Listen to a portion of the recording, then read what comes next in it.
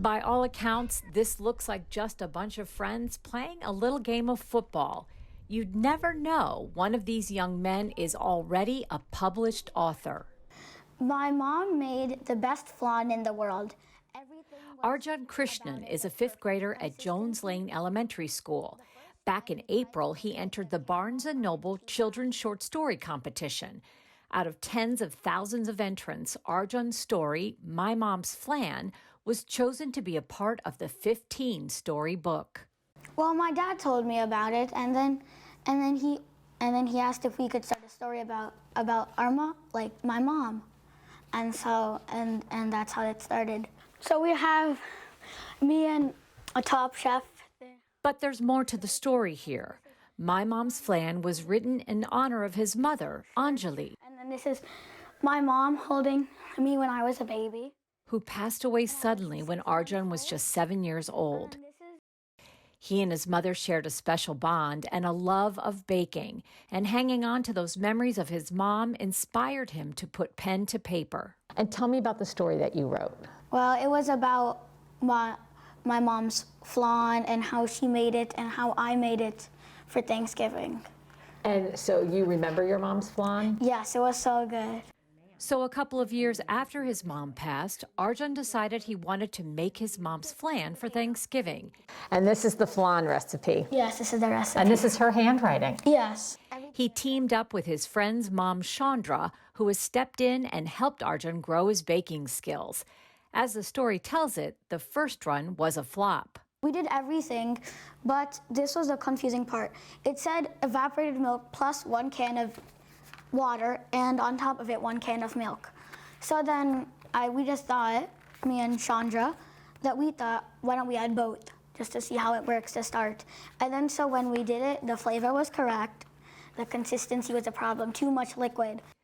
But they finally were able to recreate his mom's flan just as he remembered it. The next time we decided to take out the water, and then it worked. And then finally we did it one more time before Thanksgiving. Like probably on a Tuesday, and then we brought it to Thanksgiving. Everyone loved it.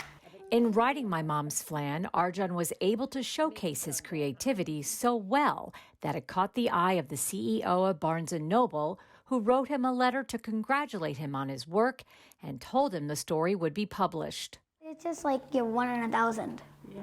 That's really hard. And then they just decided that it was really good and stories. And then so one day we got the results back, and then boom, we were in. This is a picture of when I met Anjali first. Oh. That was in Arjun's father, Subbu, says the support of the community following Anjali's death has meant the world to him and his boys. All of my friends' mothers would also encourage me. And now Arjun's story is a way to show those around them the difference they have made in his life.